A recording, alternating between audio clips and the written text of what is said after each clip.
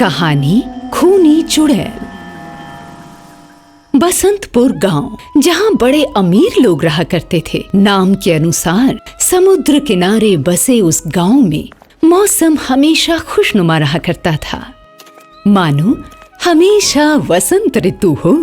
वसंत ऋतु के समान ही हमेशा मौसम बने रहने के कारण उस गांव का नाम बसंतपुर पड़ा। प्राचीन समय में उस गांव की रानी बसंती हुआ करती थी। कुछ लोगों का ये भी कहना था कि बसंती रानी के नाम पर उस गांव का नाम बसंतपुर पड़ा था। खैर जो भी हो, मगर अब उस गांव के नाम से ही लोगों के मन में दहशत फैल चुकी थी, क्योंकि लाल जोड़े के अंदर एक औरत दुल्हन बनकर नई नवेली दुल्हन को अपना शिकार बनाती और अपने साथ ले जाती थी।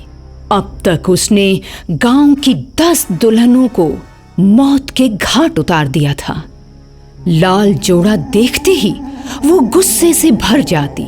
आधी रात के समय पायल की छन छन आवाजें निकालती। आधी रात के वक्त वो नई नवेली दुल्हन के घर में जाती और उसे जान से ही मार डालती।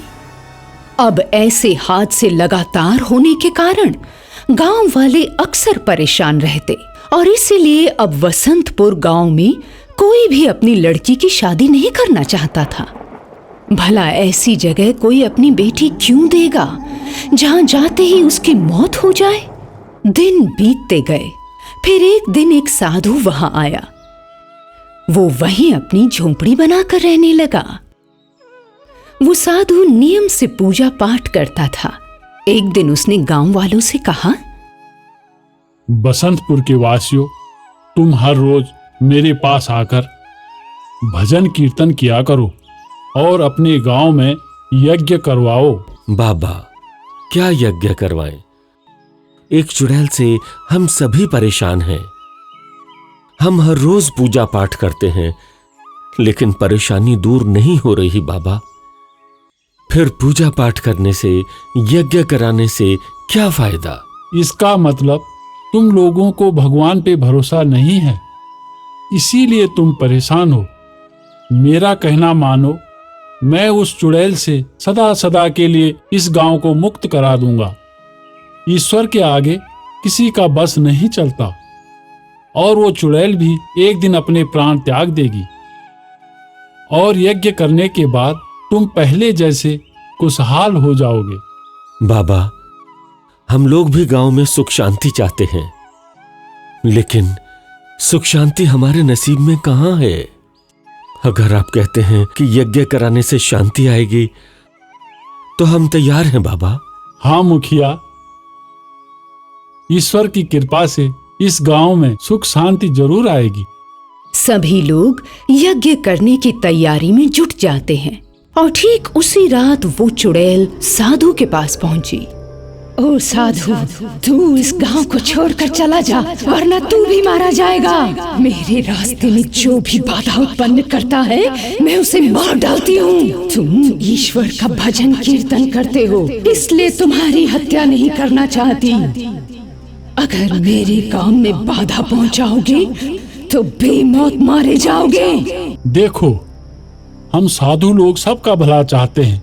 तुम भी इस गांव को छोड़ के दूर चली जाओ, नहीं तो परेशान होकर मुझे तुम्हें मारना पड़ेगा। हम सच्चे लोग किसी से नहीं डरते। साधु के इतना कहते ही चुड़ैल ने चिड़िया का रूप धारण किया और एक भयानक हंसी हंसी।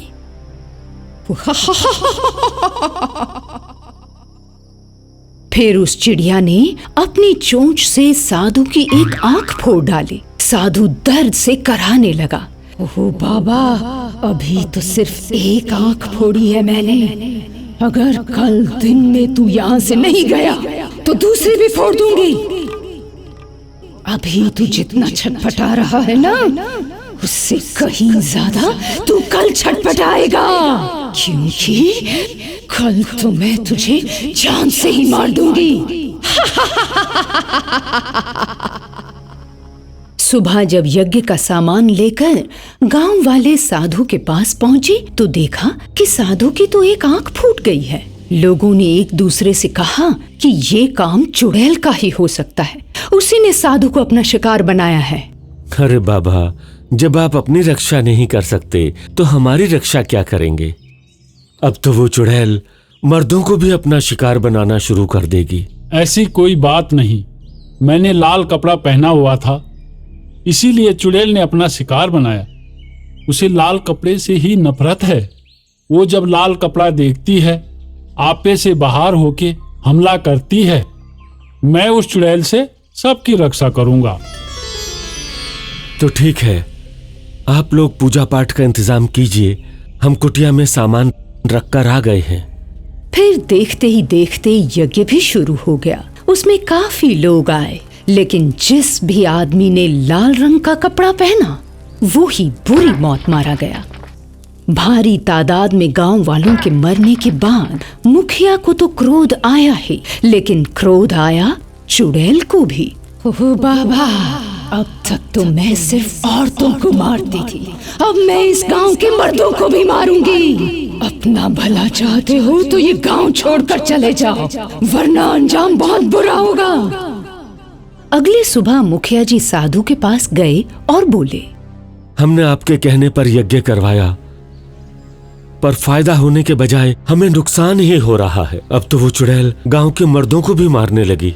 अब हमने ये फैसला कर लिया है कि हम गांव छोड़कर हमेशा हमेशा के लिए कहीं चले जाएंगे। देखो, आज पूर्णमासी की रात है।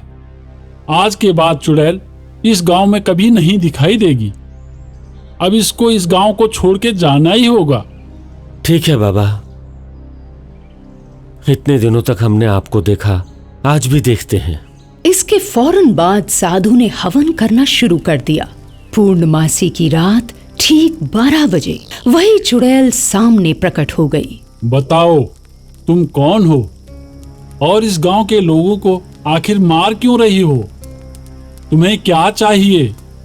मैं बसंतपुर गांव की रानी बसंती हूँ। ये मेरा गांव है। बहुत समय पहले मैं यहाँ राज करती थी। उसी समय एक बलशाली राजा ने हमारे ऊपर आक्रमण कर दिया था और मुझे बंदी बना लिया। मैंने उस वक्त लाल साड़ी पहनी थी।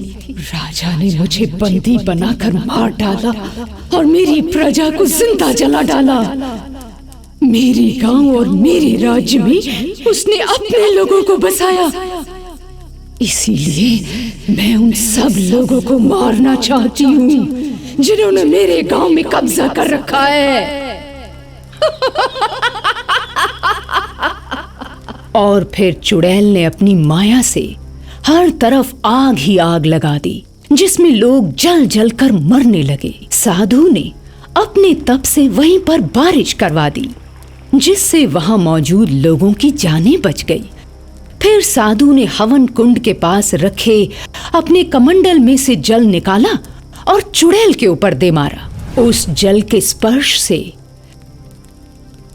चुड़ैल पूरी तरह से शांत हो गई। फिर धीरे धीरे विकराल रूप से छोटा बनकर एक फूल बन गई। कि मैंने तुम्हारे नाम से यज्ञ में संकल्प लिया था कि तुम्हारी आत्मा को मुक्ति मिले, और तुम मुक्त हो गई हो। अब तुम इन गांव वालों को कभी तंग मत करना। हवा का एक तेज झोंका आया और उस फूल को अपने साथ उड़ा ले गया। वो चुड़ैल जिसकी आत्मा मुक्त हो चुकी थी, फिर कभी लौटकर बसंतपुर गांव नहीं आई। वहां के लोग अब हर्ष से खुश होकर नाच रहे थे।